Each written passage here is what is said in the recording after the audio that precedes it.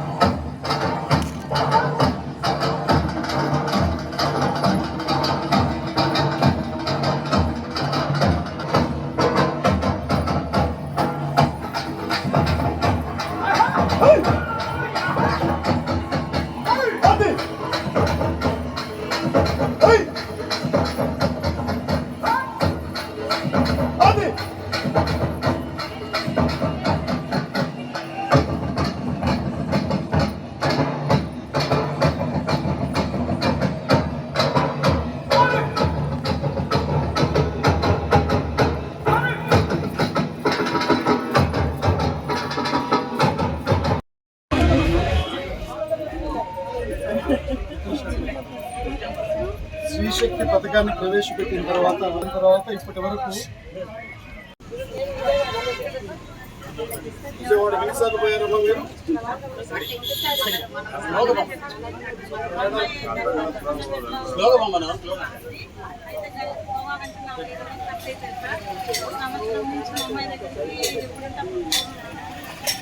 గిద్దలూరు నియోజకవర్గ ప్రజలందరికీ కూడా 80వ స్వాతంత్ర దినోత్సవ శుభాకాంక్షలను తెలియజేయడం జరుగుతుంది. మా వరకు మా గిద్దలూరు నియోజకవర్గ ప్రజలకి ఈ 80వ స్వాతంత్ర దినోత్సవం అనేటువంటి చాలా ప్రత్యేకమైనటువంటిది. కారణం ఏమిటనంటే మా యొక్క ప్రాంత ప్రజల మనోభావాన్ని గుర్తించినటువంటి గౌరవ ముఖ్యమంత్రి చంద్రబాబు నాయుడు గారు మార్కాపురం కేంద్రంగా మాకు జిల్లాను ఏర్పాటు చేయడం, ఈ జిల్లాను ఏర్పాటు చేసిన తర్వాత మొట్టమొదటి మాకు స్వాతంత్ర దినోత్సవం ఈ యొక్క స్వాతంత్ర దినోత్సవం.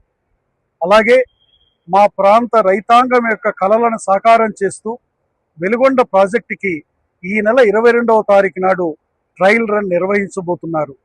ఇది ఈ ప్రాంత రైతులకి ఇది సంతోషకరమైనటువంటి శుభవార్త. అలాగే ఈ నెలాఖరులో ఆ యొక్క ఏదైతే మాకు టన్నెల్స్ ద్వారా ఈ ప్రాంతానికి మాకు నీరు కూడా అందించబోతున్నారు. ఇదే కాకుండా మా ప్రాంతాన్ని ఏదైతే వెనుకబడినటువంటి ప్రాంతాన్ని జిల్లాను చేయడమే కాకుండా వెలుగొండ జలాలను ఇవ్వడమే కాకుండా హార్టికల్చర్ హబ్లో ఈ ప్రాంతాన్ని కలపడం ద్వారా ఈ ప్రాంత రైతాంగానికి ఒక ఎకరాకి ఆదాయం ఏదైతే వస్తుందో దాన్ని ఎన్నో ఇంతలు రెట్టింపు చేసేటువంటి మార్గాన్ని కూడా గౌరవ ముఖ్యమంత్రి గారు ఆలోచన చేసి ఈ ప్రాంతానికి పెద్ద ఎత్తున నిధులు వచ్చేలా కూడా చేయడం జరుగుతుంది. దీనిలో భాగంగా మా యొక్క గిద్దలూరు నియోజకవర్గానికి హార్టికల్చర్ హబ్లో 48 చెరువులకి 222 కోట్ల ప్రతిపాదనలు పంపాం. అవన్నీ కూడా అతి త్వరలో శాంక్షన్ అయి రాబోతా ఉన్నాయి. ఇదే కాకుండా మా ప్రాంతంలో 181 కోట్లతో టౌన్కి మంచినీరు అందించేటువంటిది టెండర్స్ పిలిపించాం.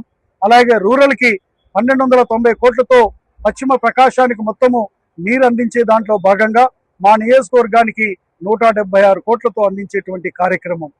ఇవే కాకుండా మా యొక్క నియోజకవర్గానికి బీసీ గురుకులం మహాత్మారావు జ్యోతిరావు పూలే గారి యొక్క బీసీ గురుకులాన్ని మంజూరు చేశారు. అలాగే ఎస్టీ గురుకులాన్ని టెండర్స్ పిలిచారు, కట్టించబోతా ఉన్నాం. లీప్ పాఠశాలను మంజూరు చేశారు.